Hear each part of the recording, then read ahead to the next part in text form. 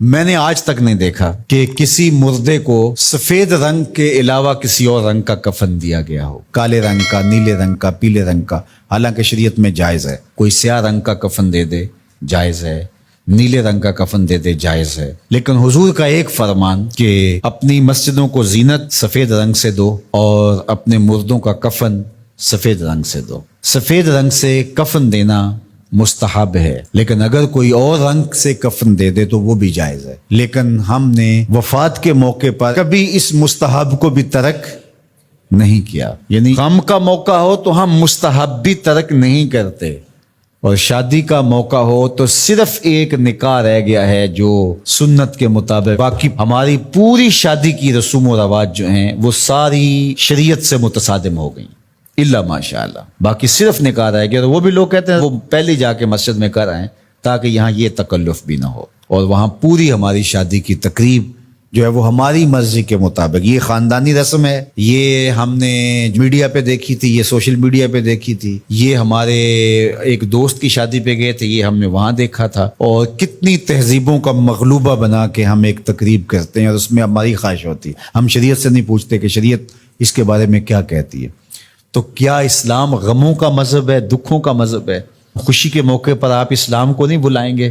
آپ مجھے غم کے موقع پہ آواز دیں، فوتگی کے موقع پہ آواز دیں، میں چلا آؤں، اور جب شادی ہو تو آپ مجھے کارڈ ہی نہ بھیجیں، تو میں کہوں گا کہ میرا آپ سے صرف یہی تعلق ہے۔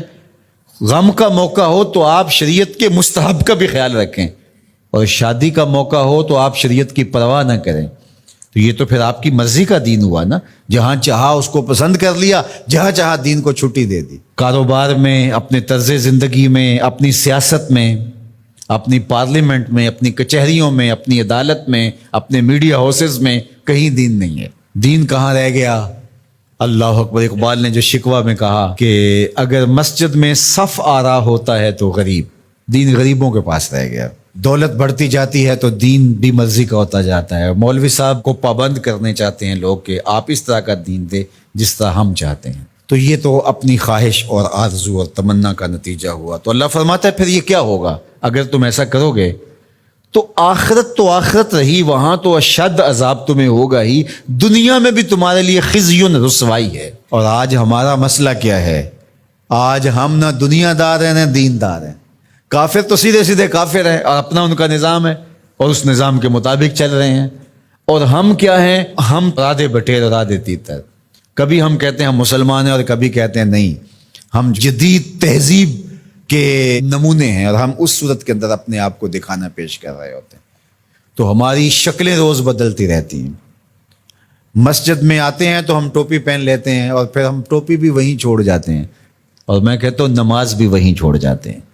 جب دکان پہ بیٹھے ہوتے ہیں تو اس وقت ہم نمازی نہیں ہوتے، بلکہ ہم حج اور احرام بھی وہیں چھوڑ آتے ہیں، اور ہم یہاں اور طرح کے مسلمان ہوتے ہیں، حج پہ اور طرح کے مسلمان ہوتے ہیں، اعتکاف میں اور طرح کے مسلمان ہوتے ہیں، اور ہم باہر اور طرح کے مسلمان۔ حالانکہ یہ ساری تربیت ہے ہماری عملی زندگی میں اس کا اثر پیدا ہو۔ جب سجدہ کریں تو سجدے کا نور لے کے گھر پلٹیں، جب رکوع کرے تو رکوع کا جمال ہمارے ساتھ سفر کرے، جب حج کرے تو حج کا نور ہمارے ساتھ اتر کے آئے اور ہم اس کو معاشرے میں بانٹیں، اعتکاف کا جمال ہماری طبع کے اندر راسخ ہو جائے اور ہمارے اندر جو ہے وہ نور بکھیر دے۔ تو مسلمان کا دین اور دنیا الگ چیز نہیں ہے، مسلمان کا دین اور دنیا ایک ہی چیز ہے، اور وہ اکٹھے چلتے ہیں، اور ان کو جدا کریں گے تو پھر چنگیزی کے علاوہ کچھ باقی نہیں رہے گا۔